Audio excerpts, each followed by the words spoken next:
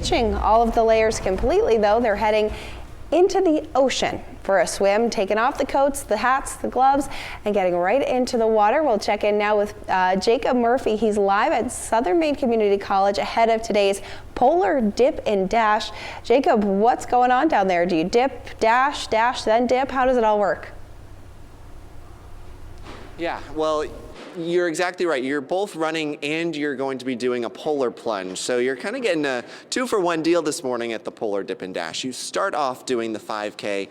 It kind of warms you up a little bit. You have a little bit of downtime, and then you go to do the polar plunge. So it's a very busy morning here at SMCC, and I'm joined by Colin this morning to talk to us a little bit about what we can expect out of today. So Colin, I know that you've been seeing this event happen for a few years now. Tell us a little bit about what it's like to be here. Yeah, so first of all, there's just great energy. It's great to see hundreds of Mainers come together. It's kind of what we do as a community, right? In a uniquely Maine way, right? Who else jumps in the ocean to celebrate the new year? We're also celebrating and supporting environmental protection, the work that we do to protect Maine's environment that everybody loves so much. And so there's just a lot of energy, people, running into each other, families doing it, and it's just a really great event and a great way to kick off the new year. Now, I know that you guys also encourage costumes as a part of this. So tell us something about the silly costumes that you've seen over the years. Well, of course, because we're the Polar Bear Dip and Dash, we've got some polar bears, some chickens. There's always been lots of great costumes, and so that's also one of the fun things about this, both to see them running down the street, but then to be jumping into the ocean. And is it almost a testament to the kind of energy that you'll be seeing this morning? Like people, they realize, wow, we're jumping in the cold ocean. This is a little silly. Yeah, everybody sort of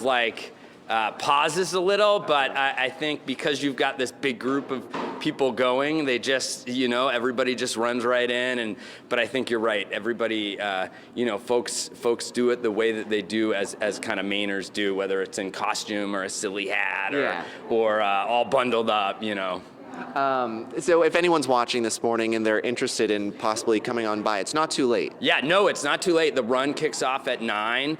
The dip is at 10:15. You can do both, but you can do either or. So if you're not feeling like a 5K this morning, you could, and just want to dip, you could dip, and you can register right here at the dining hall at SMCC. So we'd love to have more people join us. As you said, it's just a great way to start the new year and to support Maine's environment.